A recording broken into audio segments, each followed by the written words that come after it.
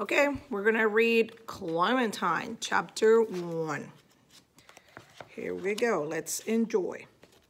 Chapter 1. I've had not so good of a week.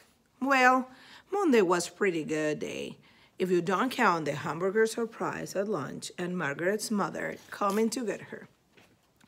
Or the stuff that happened in the principal's office when I got sent there to explain that Margaret's hair was not my fault, and besides, she looks okay without it. But I couldn't because Principal Rice was gone trying to calm down Margaret's mother.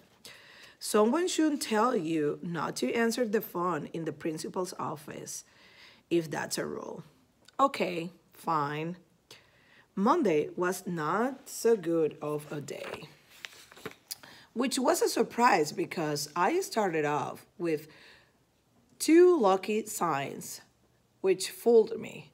First, there were exactly enough banana slices in my cereals, one for every spoonful. Then, as soon as I got to school, my teacher said the following students are excused from journal writing so they can go to the art room to work on their Welcome to the Future projects. And I was one of the following students. So instead of having to think up the things to write in my journal, which I hate, I got to glue and paint stuff, which I love. Margaret was in the art room too. When I sat down next to her, she drew herself across the Princess from the Future mask. She was gluing sparkles onto. Remember the rules, she warned. Margaret is a 4th grade, and I am a 3rd. She thinks that makes her the boss of me. I hate Margaret's rules. You can touch my stuff, she said, which she always says. Why? I said, which I always say. Because it's a rule, Margaret said, which she always says. Why? I said. Because you cannot touch my stuff, she said. And then I pointed out the window, which wasn't exactly lying, because I didn't say there was something out there. While Margaret was looking out the window, I accidentally touched her mask. Twice. Okay, fine. Then I got busy working on my project, so I wouldn't have to hear any Clementine paying attention. Except I did anyway, which was unfair because each time I was the only person in the whole art room who was paying attention, which is why I could tell everyone right in the middle of the Pledge of Alliance that the lunchroom lady was sitting in the janitor's car and they were kissing. Again. No one else saw this disgusting scene because no one else was paying attention out the window. After that, when it was my turn to pass around the stapler, I could tell everyone that the art teacher's scarf had an egg stain on it and that looked, if you squint, exactly like a pelican, which nobody else has noticed. Clementine, you need to pay attention, the art teacher said one more time. And I just like the other times, I was paying attention. I was paying attention to Margaret's empty seat. Margaret had been excused to go to the girls' room, and when she left, she had scrunched up don't cry eyes and pressed down don't cry mouth. And she had been gone a really long time, even for Margaret, who washes her hands one finger at a time. I need to go to the girls' room, I told my teacher, and that's where Margaret was all right, curled up under the sink with her head on her knees. Margaret, I gasped. You are sitting on the floor? Margaret hit herself over the side a little so I could see. She had placed a germ protective layer of 2 paper towels under her. Still, I said, what's the matter? Margaret pressed her head down harder into her knees, which were all tiny with tears. She pointed up, lying on the sink, next to a pair of do not remove from the art room scissors, was chunked a straight brown hair. Uh-oh. Come out, Margaret, I said. Let me see. Margaret shook her hair. I am not coming out until it's grown back. Well, I think I see a germ crawling up your dress. Margaret just jumped out from under the sink. She looked at herself in the mirror and began to cry. I got glue in my hair, she sobbed. I was just trying to cut it out. Margaret's hair was halfway down her back long. It was hard not to notice that a whole part over her left ear was missing. Maybe if we even up a chunk over your right ear, I suggested.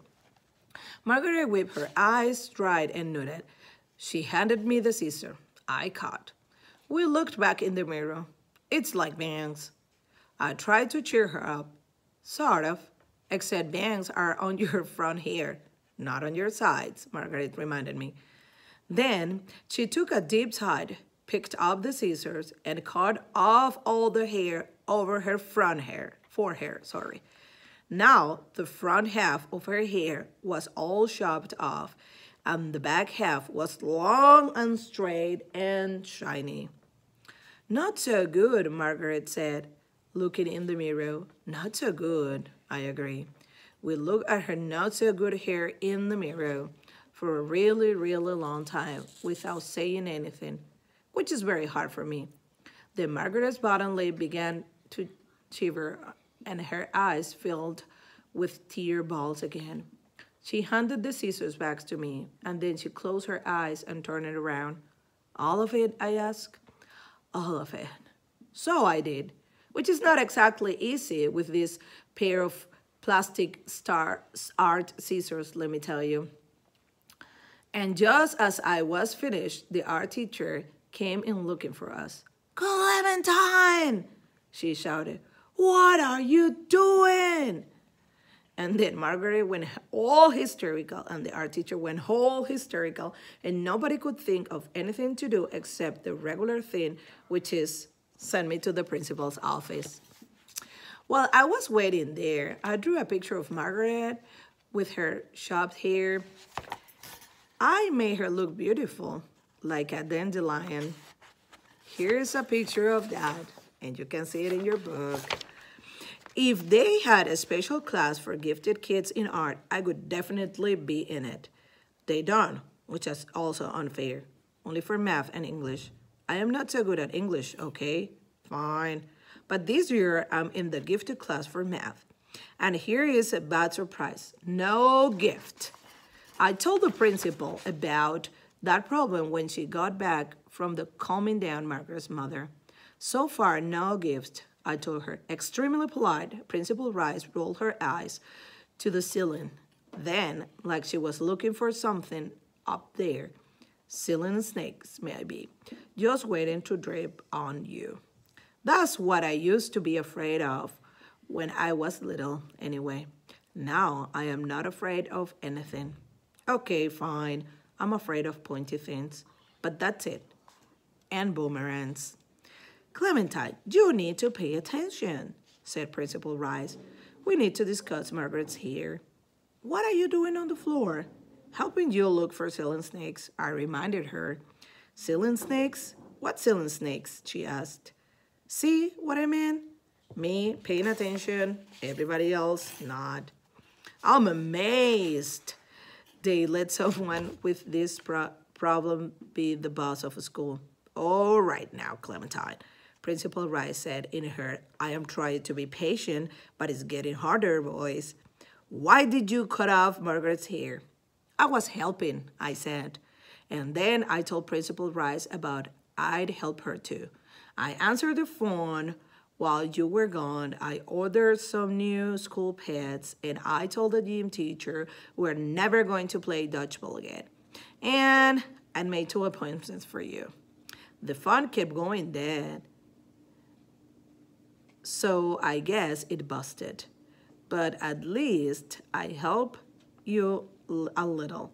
That's what I thought.